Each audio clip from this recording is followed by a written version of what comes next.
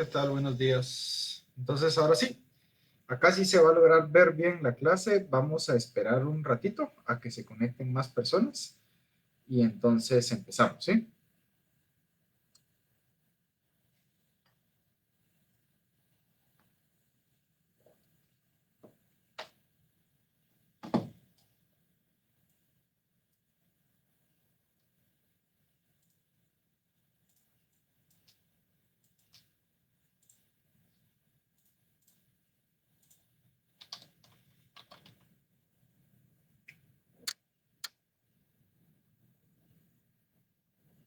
Buenos días, Silvia. Buenos días, Cari.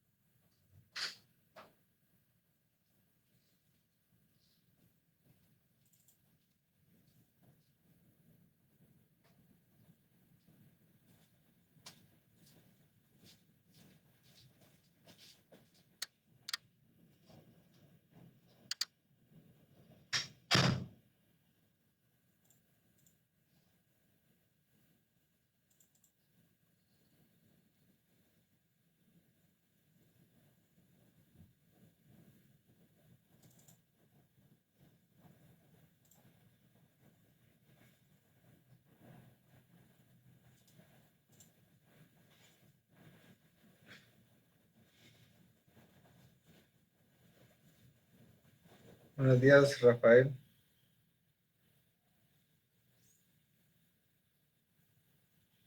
F de Fisio, Javier Calvo.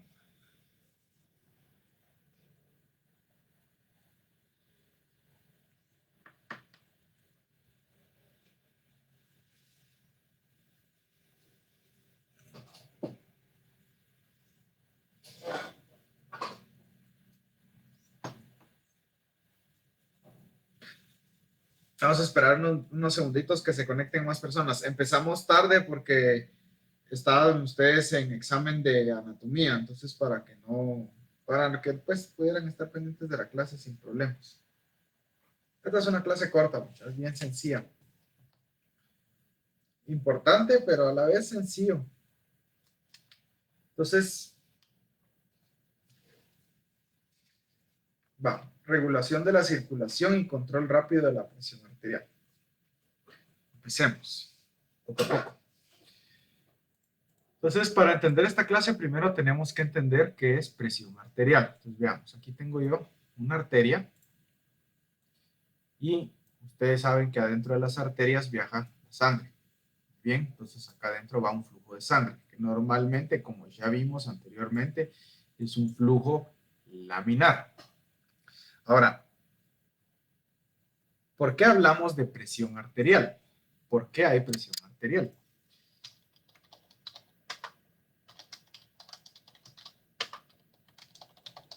Bueno, resulta que esta sangre que viaja por estos vasos, aunque el flujo sea laminar, va ejerciendo fuerza contra las paredes. Va ejerciendo estos vectores de fuerza contra las paredes de la arteria mientras se desplaza. Ojo, esto solo es en las arterias. Entonces, ejerce una fuerza. Entonces, hablemos de la presión. La presión, si ustedes se acuerdan, en física se expresa como una fuerza. Entonces, sería la fuerza que ejerce la sangre dividido el área de la arteria. ¿Sí? El área de la arteria.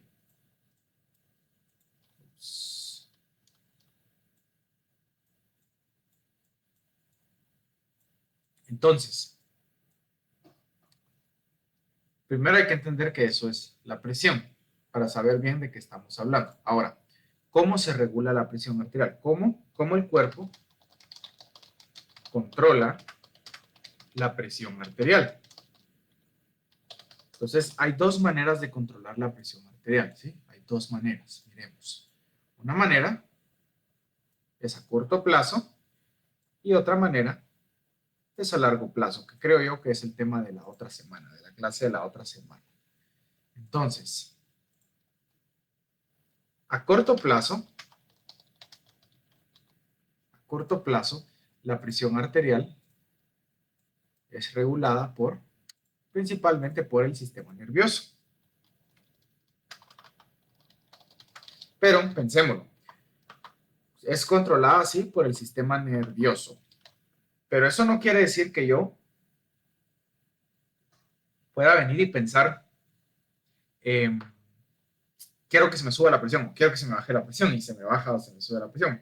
No funciona exactamente así, sino que eso funciona de una manera automática, autónoma. Por lo tanto, la presión arterial es regulada por el sistema nervioso autónomo. Y tenemos que recordar que el sistema nervioso autónomo se divide en dos grandes ramas. Eso lo vimos, creo yo, que hacia el final de todo lo de neurología, pero veamos acá. Sistema nervioso autónomo, ustedes bien saben que se divide en simpático y parasimpático. Mucho, doctor, yo me voy a confundir con tanta cosa. Les voy a dar un secreto, un truco. El simpático por lo general sube la presión arterial y el parasimpático por lo general baja la presión arterial. Solo voy a arreglar bien esas mis flechitas que quedaron unas torcidas. El simpático por lo general sube la presión arterial y el parasimpático por lo general baja la presión arterial. Y miren, se vuelve sencillo. Ahora, el tema de la otra semana, pero solo para que ustedes vayan viendo, es que la presión arterial se puede regular a largo plazo. No sé si es de la otra semana o de cuándo, pero también la presión arterial se puede regular a largo plazo. Y esta regulación a largo plazo se da gracias a, se podría decir en cierto punto, desde los riñones. Entonces pongamos aquí de los riñones, glándulas suprarrenales. Porque se da a través de un complejo miren, aquí cambié el color, se da a través de un complejo de hormonas que se conoce como el sistema renina, que es una hormona que se libera en el riñón, por eso se llama renina. Entonces el sistema renina, angiotensina, aldosterona. Angiotensina es otra hormona que se produce primariamente en el hígado, pero tiene que ver con ciertas interacciones en el pulmón. Ya verán más adelante. Aldosterona. Y la aldosterona que se produce en la glándula suprarrenal, como ustedes ya saben. Entonces, esa es la manera como se regula la presión arterial. Durante esta clase nos vamos a enfocar en esto. Regulación a corto plazo. Regulación a corto plazo. Entonces, veamos cómo se da la regulación a corto plazo. Entonces, su libro empieza hablando acerca de la regulación nerviosa de la circulación y nos habla acerca del sistema nervioso autónomo, cosa que ya les mencioné, y se pasa a hablar rápidamente del sistema nervioso simpático. Entonces veamos eso. Veamos el sistema nervioso simpático. El sistema nervioso simpático, si ustedes tienen su texto, les recomiendo que lo vayan viendo a la par. Vean su figura 18.1. Entonces resulta que en el tallo del encéfalo, si nos recordamos la anatomía del sistema nervioso central, aquí tenemos el cerebro, aquí está el mesencéfalo, perdón, aquí está el mesencéfalo, aquí está el cerebelo, y acá está primero la protuberancia, luego el bulbo raquídeo y luego ya la médula espinal. Bueno, aquí en este nivel, donde está la protuberancia y el bulbo raquídeo, protuberancia puente y bulbo raquídeo, acá, hay unos grupos de neuronas, muy importantes. Entonces las vamos a esquematizar acá. Son grupos que están en parejas. Hay dos del lado izquierdo, perdón, hay tres del lado izquierdo y hay tres del lado derecho. Vamos a hacerlos más abajo mejor. Estos serían los centros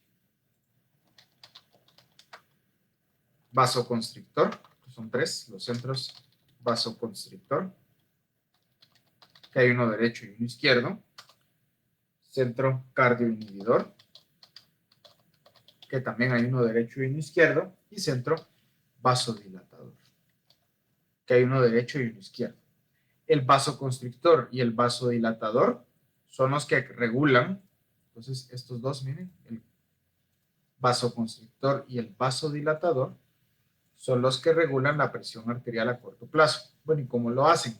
Entonces resulta que ellos están en comunicación con neuronas que están en la médula espinal. Entonces tenemos axones que bajan a la médula espinal y entonces estos se comunican con, bueno, estos axones, mejor dicho, pasan por la médula espinal y se pueden comunicar con neuronas en la médula o pueden directamente salir de ella.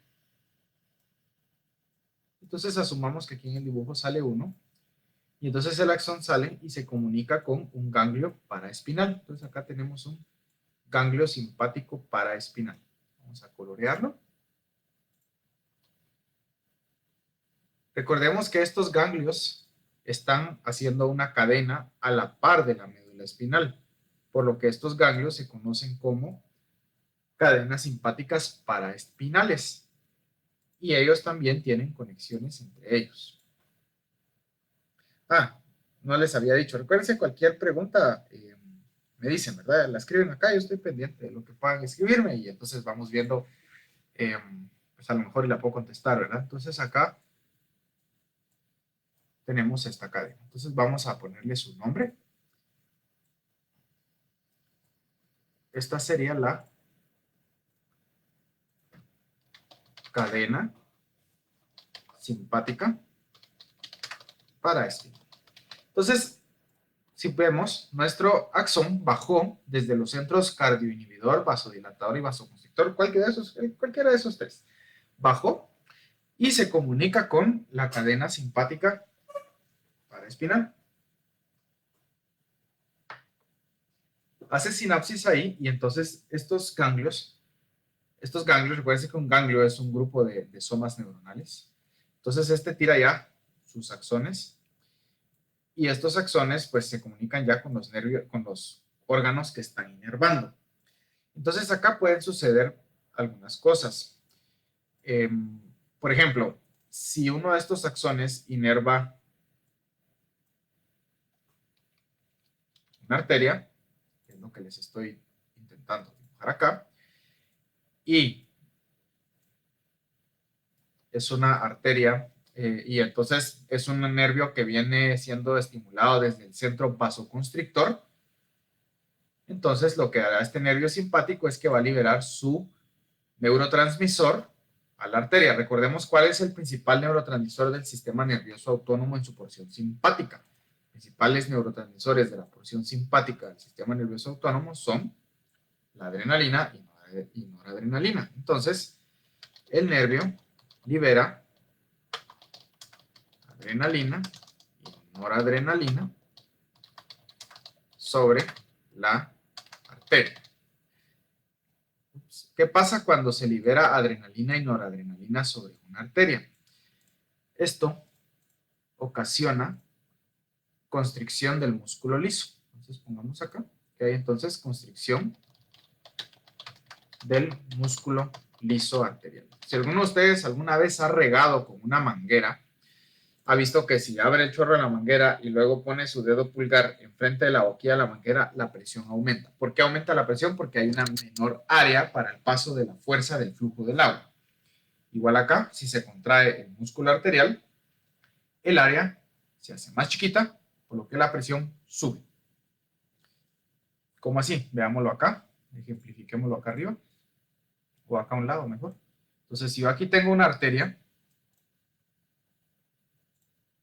y a esta arteria le disparo yo noradrenalina y noradrenalina desde el sistema nervioso autónomo, entonces esta arteria se va a contraer y se va a ver así más delgada. Y al verse más delgada, la presión arterial sube. Entonces acá la presión arterial en esta arteria es mayor que la presión arterial en esta arteria gracias a la estimulación autonómica que le ha liberado adrenalina y noradrenalina. Alternativamente, también podría suceder que este nervio haya sido estimulado, este nervio de la cadena simpática haya sido estimulado por el centro vasodilatador. ¿Y qué es lo que sucede? El sistema nervioso autónomo no puede directamente vasodilatar una arteria porque no tiene neurotransmisores que ocasionen vasodilatador, pero lo que sí puede hacer es disminuir el tono adrenérgico, o sea, disminuir la liberación de adrenalina y noradrenalina. Y entonces eso ocasionaría que el músculo liso se relaje y la presión arterial disminuya. Recuérdense, cualquier duda me pueden contar. Ahora, si recuerdan, también les había mencionado que acá tenemos que sale otra raíz nerviosa y que va hacia otro lado. No tiene mucho que ver, bueno, sí tiene que ver, pero no es directamente relacionado con el control de la presión arterial, pero también el sistema nervioso autónomo puede inervar el corazón.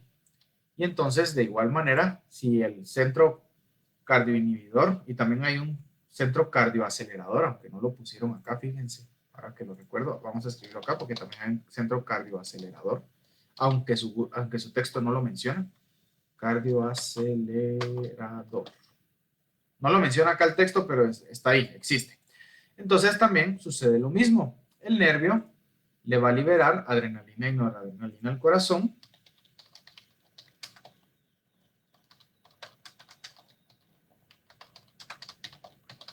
Y pues eso aumenta la contractilidad, ¿sí? Entonces, al aumentar la contractilidad, el corazón se contrae más duro. Al contraerse más duro, aumenta el volumen sistólico. Al aumentar el volumen sistólico, aumenta la fuerza que ejerce la sangre sobre las paredes de la arteria y eso pues aumenta la presión arterial. Entonces, vamos a escribir acá. Aumento de la contractilidad del músculo cardíaco. Cardíaco. Entonces, recordemos que si aumenta la contractilidad del músculo cardíaco, entonces aumenta el volumen sistólico. Entonces, aumenta el gasto cardíaco. Aparte, como aumenta el volumen sistólico, también aumenta la fuerza que ejerce la sangre sobre las paredes arteriales al circular. Y al aumentar la fuerza que ejerce la sangre sobre las paredes al circular, aumenta la presión arterial.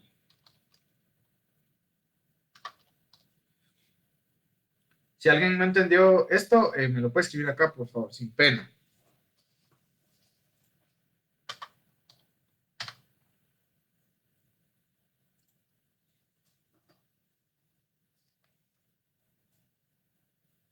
Entonces, esas serían las acciones del sistema nervioso simpático para controlar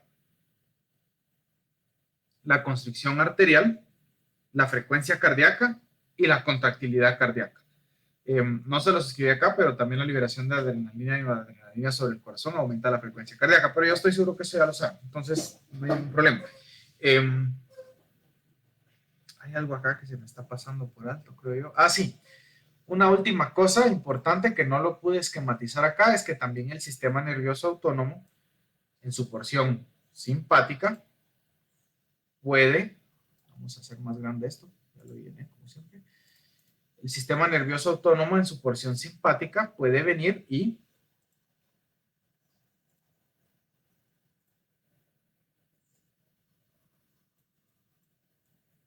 inervar los capilares, específicamente los esfínteres precapilares. Entonces, acá tenemos una arteria y la arteria se hace más angosta porque empieza la red capilar. Entonces, acá ya están los capilares.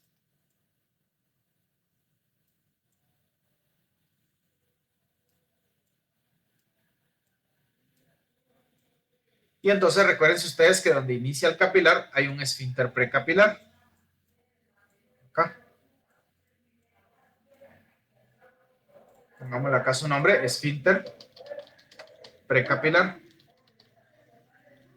Vamos a ponerle otro color. Y entonces el esfínter precapilar puede ser inervado por el sistema nervioso autónomo y le puede liberar, como siempre, adrenalina y noradrenalina. Y pues eso ocasiona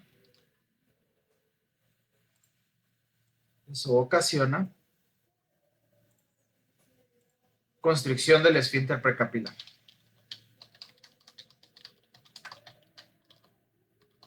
Eso es como ponerle el dedo pulgar enfrente a la boquilla de una manguera. Entonces la presión aumenta dentro de la arteria retrógradamente y la presión de sangre que está pasando hacia el capilar disminuye distalmente.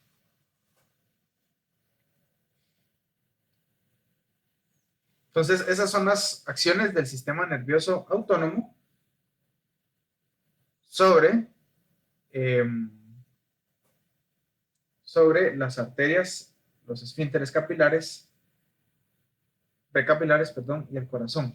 Ahora veamos qué pasa con el sistema nervioso autónomo en su porción parasimpática. Entonces, si nosotros vemos el parasimpático, vamos a traernos este dibujito porque está bonito.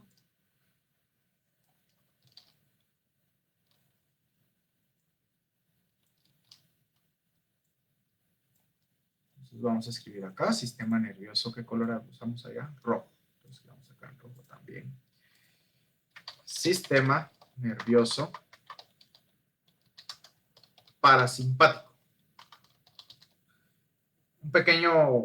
Una pequeña interrupción antes de empezar a hablar del sistema nervioso parasimpático.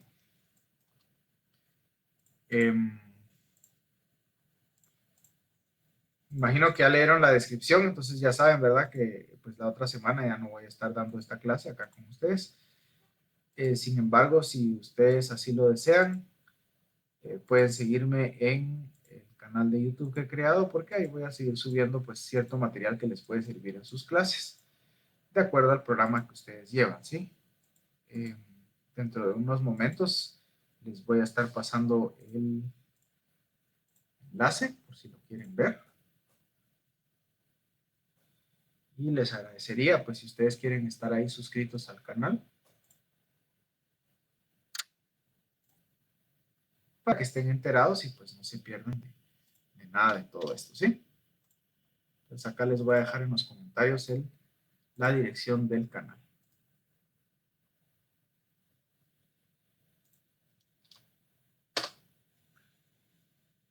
Bueno, entonces continuemos ahora con el sistema nervioso parasimpático.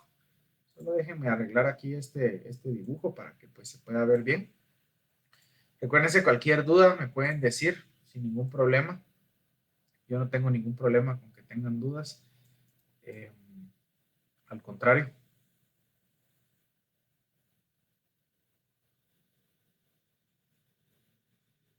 También otra cosa, los que no se lograron hacer examen de laboratorio la semana pasada, creo yo que va a ser ahorita, va a ser ahorita a las 10:15, ¿verdad? A las 10:05. Bueno, entonces, ¿cómo funciona el sistema nervioso parasimpático? De igual manera tenemos acá siempre los centros inhibitorios. Entonces tenemos un centro cardioinhibidor y un centro vasodilatador. Principalmente hablamos del centro cardioinhibidor cuando hablamos de esto.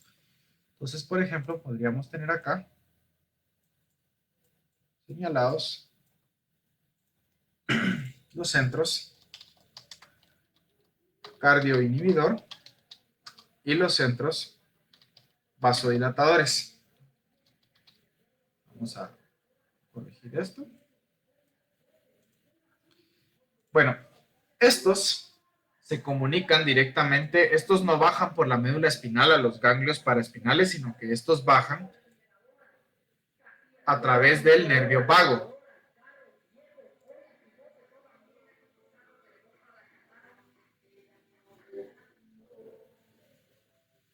luego de la interrupción, que ahorita va a volver a empezar a hablar el chatarrero.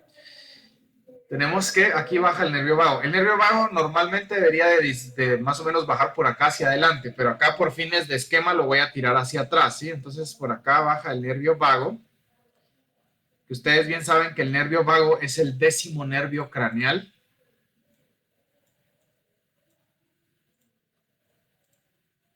Ahí cuando lleguen a las rotaciones hospitalarias y les toque llevar una consulta con el neurólogo y le digan par o pares craneales, los va a regañar. Entonces dígale nervio craneal. Entonces tenemos aquí el 10º nervio craneal, conocido como nervio vago. Este entonces inerva tanto el corazón como arterias y venas. Entonces podemos tener acá que inerve pues una arteria. Y ustedes saben que el principal neurotransmisor del sistema nervioso autónomo es acetilcolina. Entonces libera acetilcolina sobre la pared arterial, sobre los receptores de la pared arterial, y entonces eso causa vasodilatación.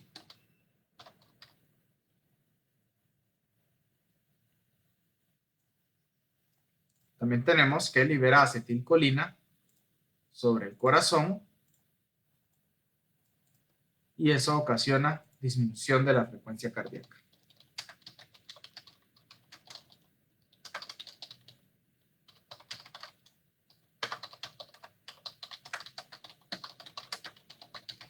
Al disminuir la frecuencia cardíaca, disminuye el gasto cardíaco y pues eso sí no tiene mayor influencia sobre la presión arterial. Al contrario, cuando el gasto cardíaco baja mucho, la presión sube, pero esos son otros 20 quetzales. Y entonces, básicamente, así es como funciona esto.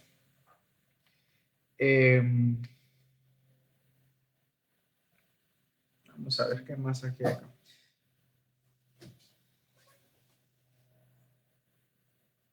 Ahora, si ustedes miran su figura 18.3, por ejemplo, ustedes van a ver de que hay una interrelación compleja entre estos, ¿cómo se llama? Centros cardioinhibidor, vasodilatador, cardioacelerador y vasoconstrictor, y otros núcleos encefálicos y la corteza. Entonces, sepan de que todos estos centros no están completamente independientes del resto del cuerpo, sino que pueden responder a una gran cantidad de estímulos para regular la presión arterial de acuerdo a lo que estamos haciendo. Otra cosa importante que no les había dicho que hay que tomar en cuenta es lo siguiente. Acá, regresando al sistema nervioso simpático, disculpen acá el desorden, pero se me pasó. El sistema nervioso simpático también tiene la capacidad de estimular la médula de la glándula suprarrenal. Entonces acá tenemos la glándula suprarrenal. Y entonces esa estimulación sobre la glándula suprarrenal hace que la glándula suprarrenal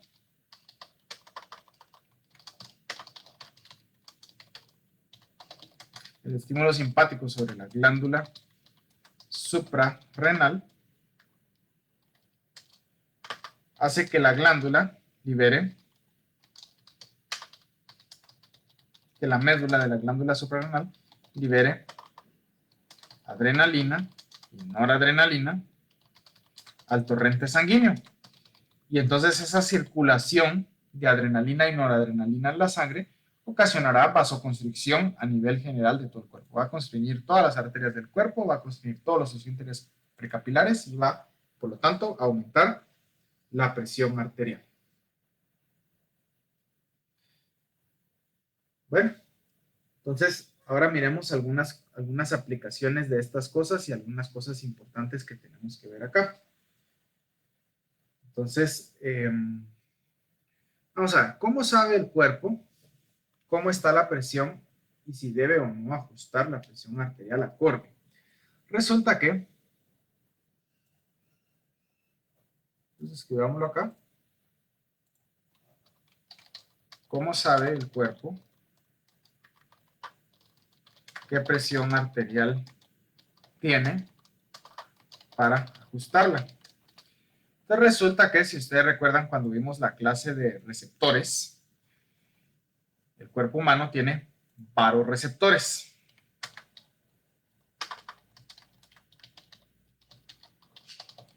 Baroreceptores son receptores que perciben la presión arterial. Ahora, estos receptores no están en todo el cuerpo, no están ahí regados por todo el cuerpo. Estos receptores los podemos encontrar en dos lugares específicamente. Podemos encontrar baroreceptores del callado aórtico, ya sea callado aórtico o arco aórtico, como le quieran decir. Y también tenemos baroreceptores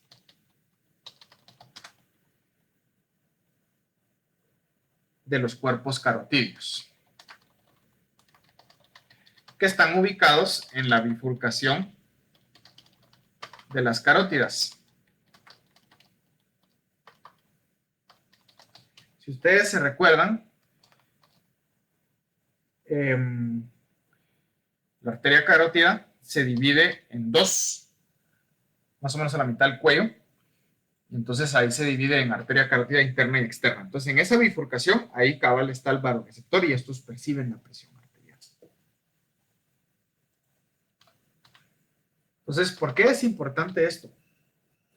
Porque estos baroreceptores llevan la información de cómo está la presión arterial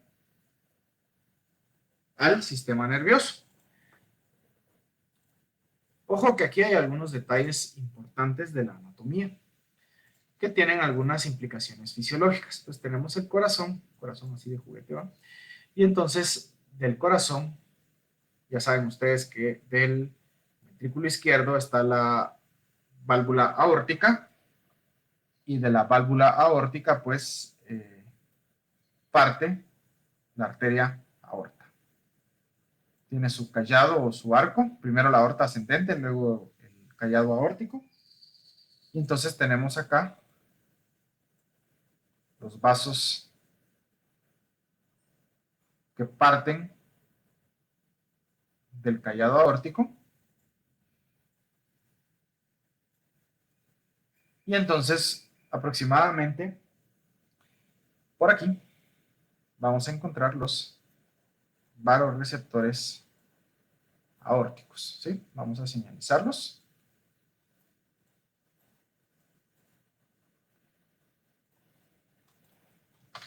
Baroreceptores aórticos. Bueno, ¿y cómo transmiten estos la información hacia el sistema nervioso central? Solo esto lo dibujé muy arriba, vamos a bajarlo.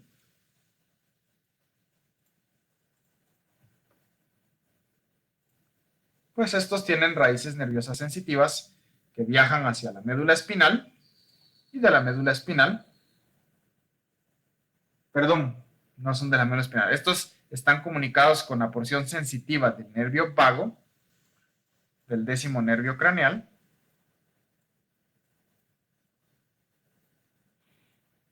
y el nervio vago, el décimo nervio craneal, lleva esa información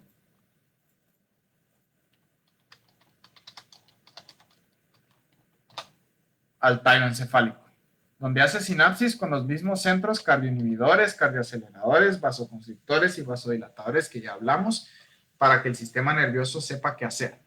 Pero también por su parte, recuérdense que estos no son los únicos baroreceptores. Tenemos también que la arteria carótida, por acá se bifurca en arteria carótida, la arteria carótida común se bifurca en arteria carótida interna y arteria carótida externa.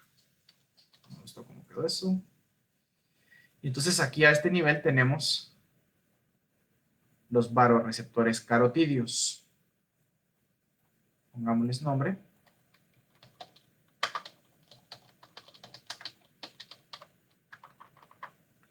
Carotídeos. ¿Bien? Los baroreceptores carotídeos, ellos no comunican su información por el nervio vago, ellos comunican su información por los nervios de Hering. Recuérdense que esto es derecho e izquierdo, aquí solo estoy dibujando uno. Entonces, comunica su información por los nervios de Hering, pongámosle nombre, nervios de Hering. Y el nervio de Hering, pues Hering era un anatomista, creo yo que de Checoslovaquia, alemán para esa época, porque no existía Checoslovaquia en esa época, y entonces él describió este nervio. Bueno, entonces el nervio de Hering viene y se... Disculpen, ese fue mi teléfono. Y se comunica con el nervio glosofaringio. Y al comunicarse con el nervio glosofaringio, el nervio glosofaringio lleva la información al tallo encefálico.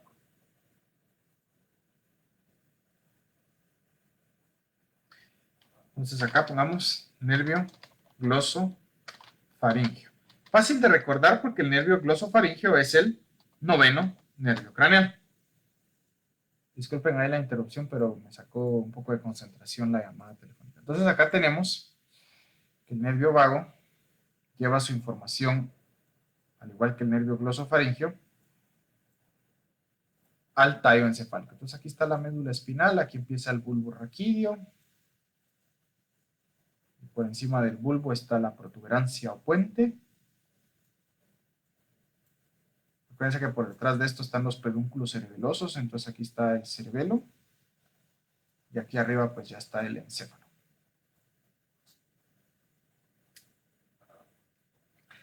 Y entonces acá estos nervios entran y entonces ya llevan esa información sensitiva a los distintos centros nerviosos que tenemos acá. Y de esa manera el cuerpo pues está enterado de cuál es la presión arterial en el cuerpo y cómo debe él ajustar.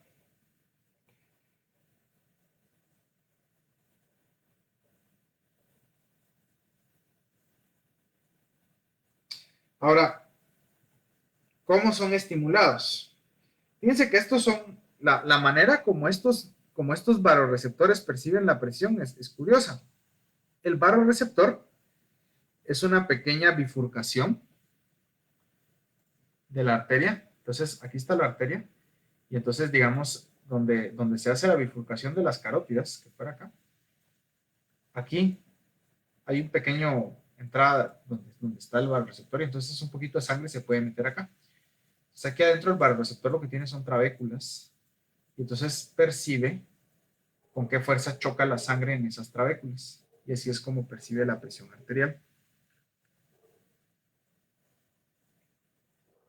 Normalmente estos responden a presiones muy altas y su máxima respuesta para los receptores carotídeos es alrededor de los 180 milímetros de mercurio. Entonces, máxima respuesta a 180 milímetros, digamos la presión a la que más responden. Mientras que los barorreceptores aórticos, su máxima respuesta es más o menos a los 210 milímetros de mercurio. ¿Por qué es importante saber esto? Pues porque cuando tenemos un paciente con una emergencia o una urgencia hipertensiva, tenemos que saber que esos son los valores a los cuales el sistema nervioso está respondiendo para intentar disminuir la presión. Ya sabemos de que si nuestro paciente tiene una presión por encima de esto y no logra regular la presión arterial, pues es un paciente que está pues muy mal y no logra controlar su presión arterial. Por si tienen la duda, que es una emergencia y que es una urgencia hipertensiva, se considera que una emergencia hipertensiva es donde la presión arterial, dependiendo de donde lo lean, es mayor de los 180 a 110 milímetros de mercurio. Si solo está arriba de 180 a 110 y esto es agudo, o sea que empezó hace un ratito, se considera una urgencia hipertensiva. Si está encima de esa presión arterial, empezó hace un ratito y encima hay algún daño a corazón, ojos, riñón o cerebro, entonces se considera una emergencia hipertensiva. Esa sería la diferencia. Eso ya no es fisiología, eso es medicina interna, no se preocupen, solo lo quería sacar para que sepan ustedes. Y Y pues bueno, los barorreceptores perciben entonces cuál es la presión arterial y de esa manera pueden regular hacia arriba o hacia abajo la presión arterial. Ellos van ajustando entonces cómo está dándose la presión arterial. Ahora recuérdense que tenemos, no solo tenemos, esto sería en la circulación sistémica. Bien, entonces escribámoslo acá. Esto es en la circulación sistémica. Pero el cuerpo tiene doble circulación. Hay circulación sistémica y hay circulación pulmonar.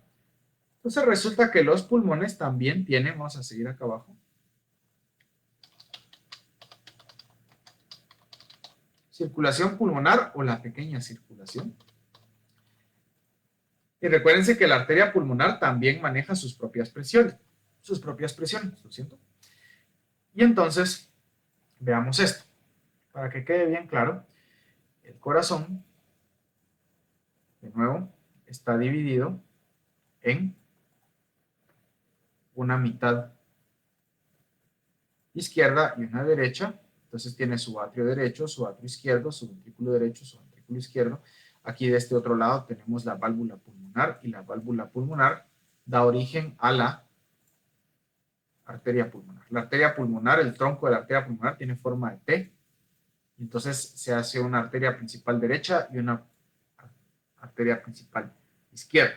Entonces, pues también acá van a haber varorreceptores. Entonces hay varorreceptores en la arteria pulmonar. Estos son receptores de baja presión. Entonces aquí están. Estos están desperdigados en toda la arteria pulmonar. E incluso, curiosamente, hay algunos en el atrio derecho. Puchica, ¿y por qué en el atrio derecho? Y sí, de ahí no sale la sangre. Ahorita vamos a ver por qué. Y entonces estos se estimulan a baja presión.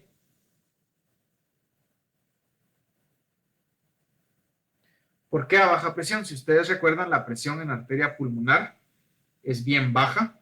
La presión sistólica en arteria pulmonar, creo yo, que según su texto es hasta 24 milímetros de mercurio.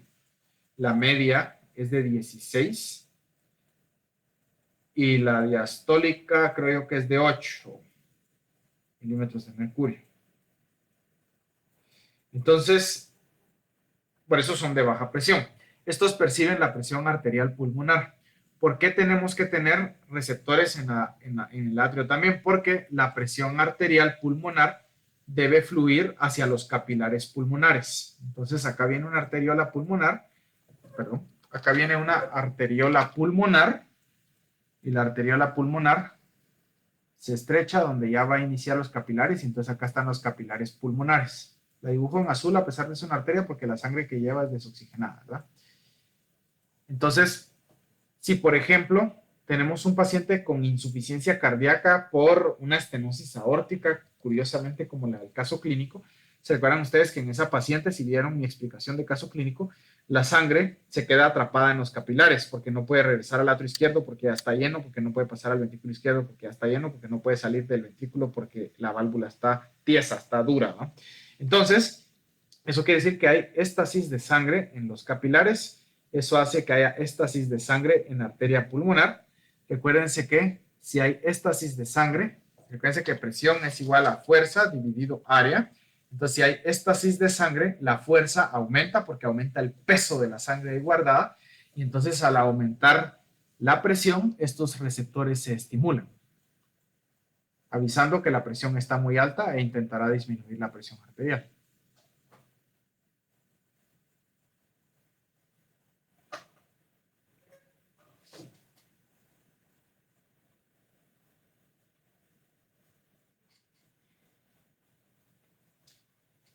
Y pues bueno, ¿por qué tenemos receptores en el atrio derecho que me pueden regular la presión arterial pulmonar? Porque recuérdense que si tenemos aumento de la presión en la arteria pulmonar, probablemente va a aumentar la presión aquí en el ventrículo derecho y eso va a hacer que retrógradamente aumente la presión aquí en el atrio derecho y por eso tenemos que tener receptores acá.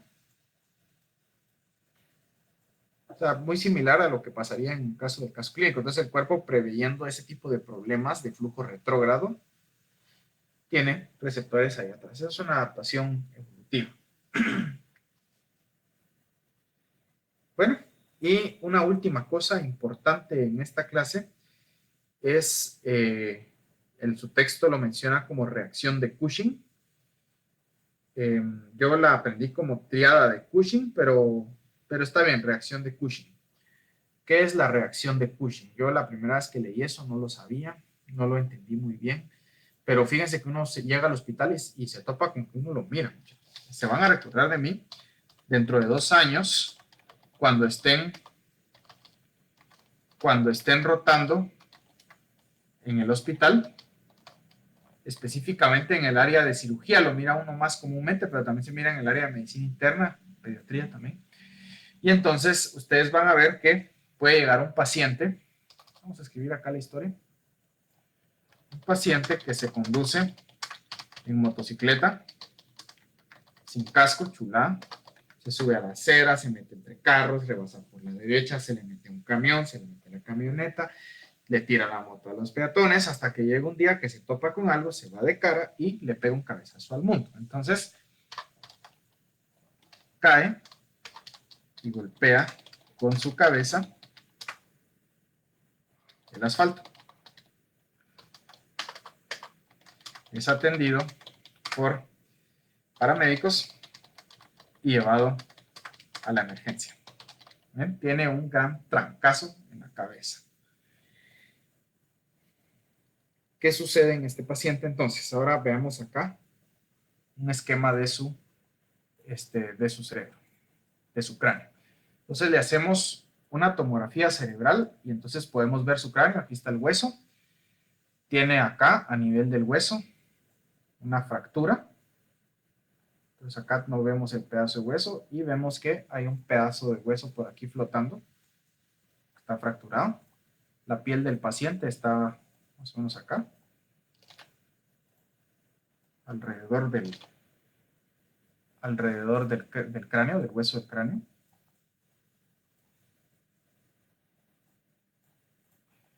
Y está más grande de este lado porque está hinchado por el golpe, está edematizado por el golpe. Ahora, adentro del cerebro, ¿qué pasa? Aquí adentro, gracias al golpe, ha sangrado. Entonces aquí hay un montón de sangre que se ha regado porque se reventó alguna arteria o alguna vena. Y entonces este hematoma de sangre está creciendo porque el vaso sigue sangrando. Recuérdense que el cráneo es una bóveda. Al ser una bóveda, no tiene para dónde irse el cerebro.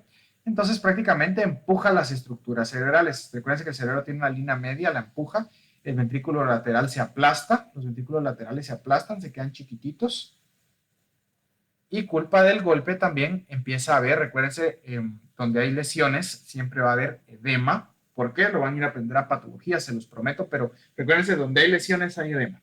El cuerpo reacciona a la lesión con edema. Entonces va a haber edema, va a haber agua regada acá alrededor de la lesión. Entonces eso aumenta la presión adentro del cráneo.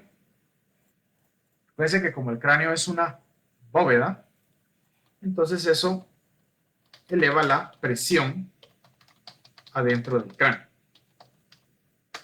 Eso se conoce como presión intracraneana.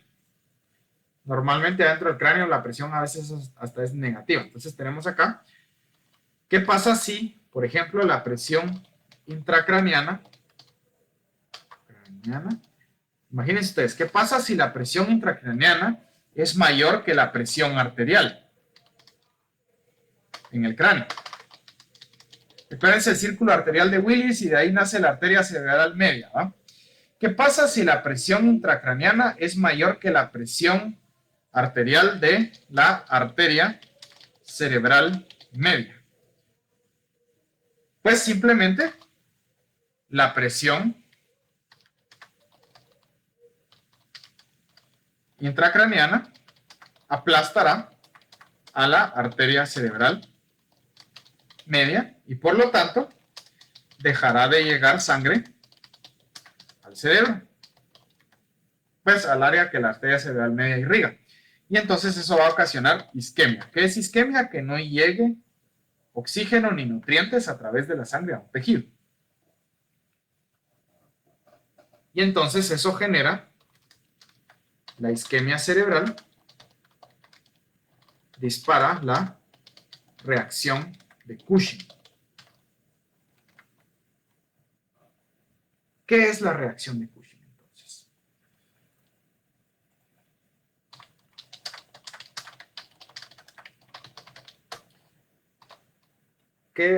Ojo que esto no solo lo vamos a ver con estos pacientes motoristas, pero es el caso más común.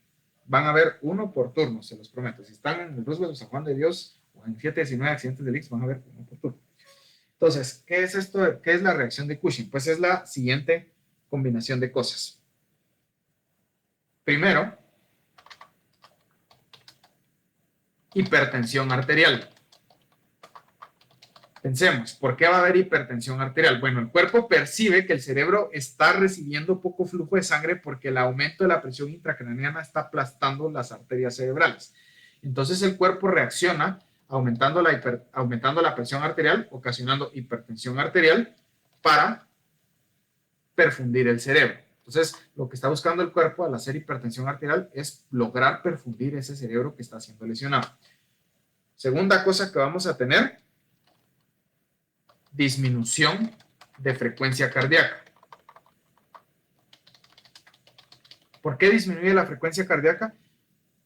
Varias cosas. Primero, esta elevación de la presión intracraneana aplasta hacia abajo o empuja hacia abajo, mejor dicho, el tallo encefálico, por lo que empuja hacia abajo el puente y el bulbo raquídeo. Al empujar hacia abajo el puente y el bulbo raquídeo, estimula el centro cardioinhibidor. Eso disminuye la frecuencia cardíaca.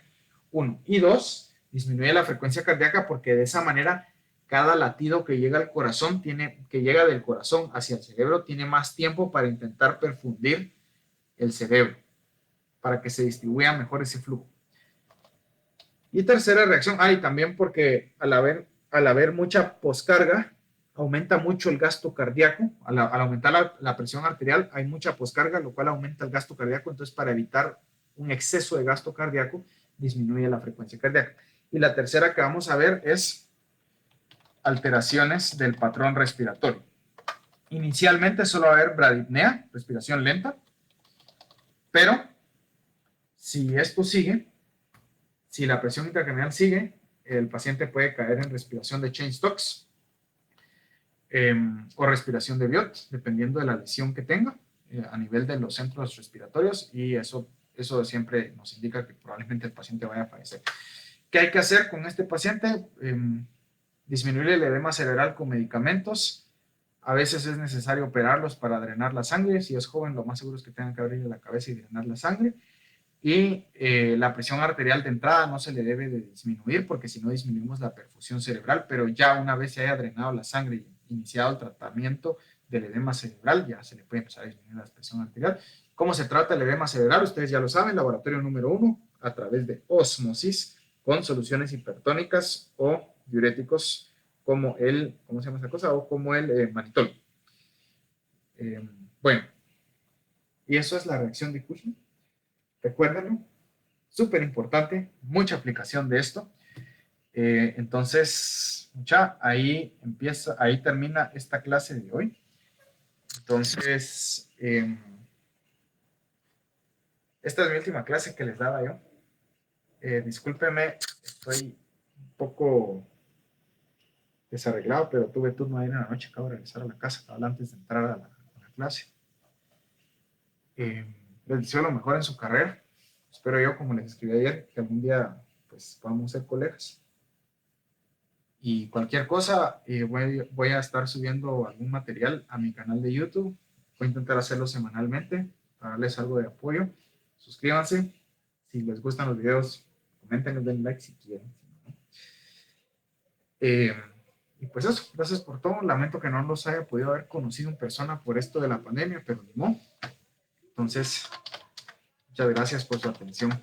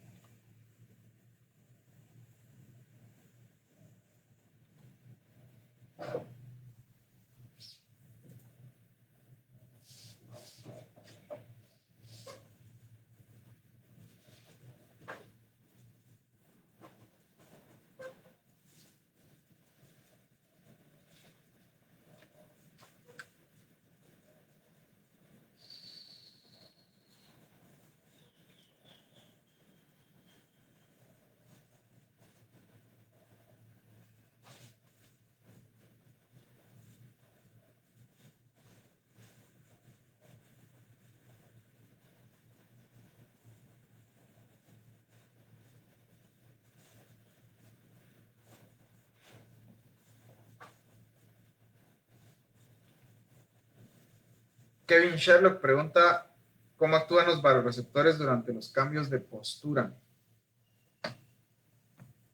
Veamos rápidamente.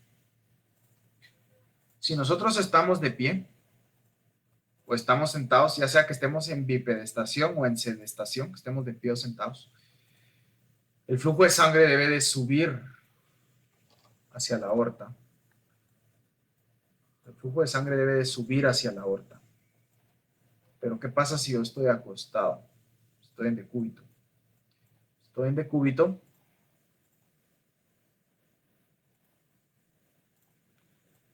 El flujo de sangre ya no debe de subir contra la gravedad, sino que el flujo de sangre es paralelo al eje del corazón.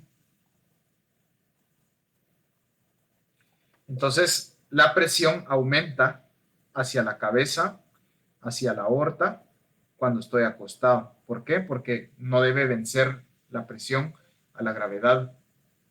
Entonces, cuando una persona se acuesta o se sienta, la presión arterial sube súbitamente aquí adentro de la aorta y adentro de la carótida. Entonces, los varoreceptores ahí perciben el cambio de presión y ajustan la presión hacia abajo.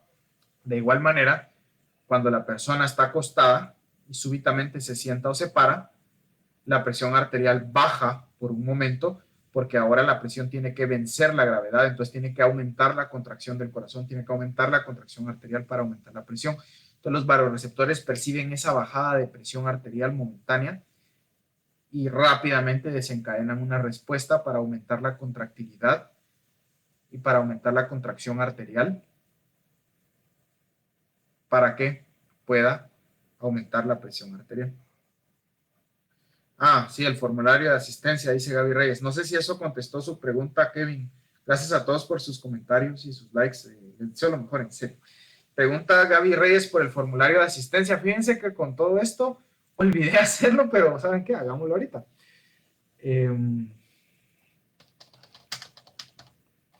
¿Les parece? Así no pierden ustedes su asistencia y yo necesito también comprobarla.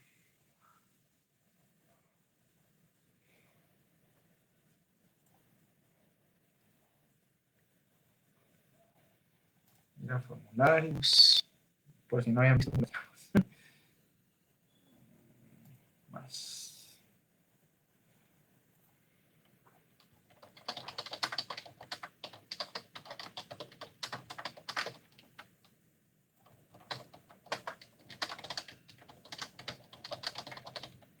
Entonces, pregunta, nombre. ¿Alguna otra pregunta de la clase, mucha?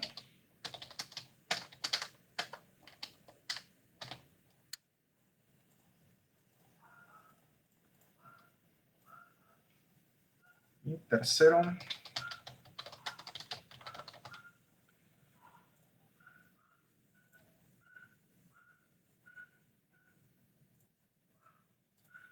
Aquí no me sirve.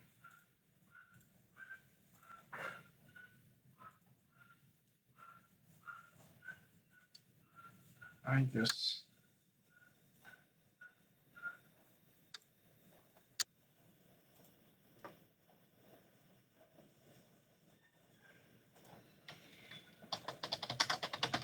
Creo con mi correo personal, mucha, y ahí no sirve. Está bueno, Kevin.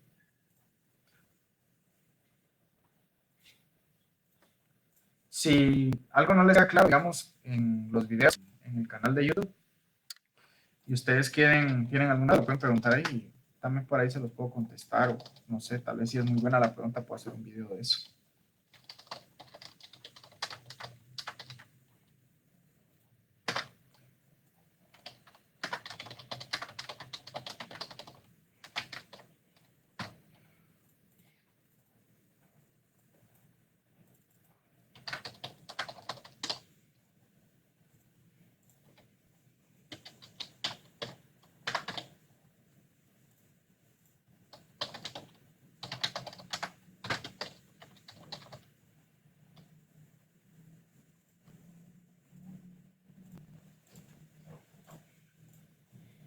Bueno, ahora sí.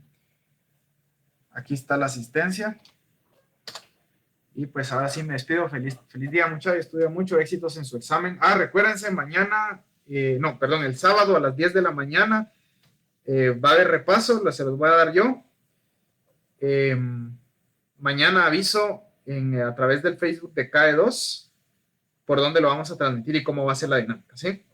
Entonces están pendientes de eso. Sábado a las 10 de la mañana, repaso completo para el parcial, que creo yo que va a ser el día martes.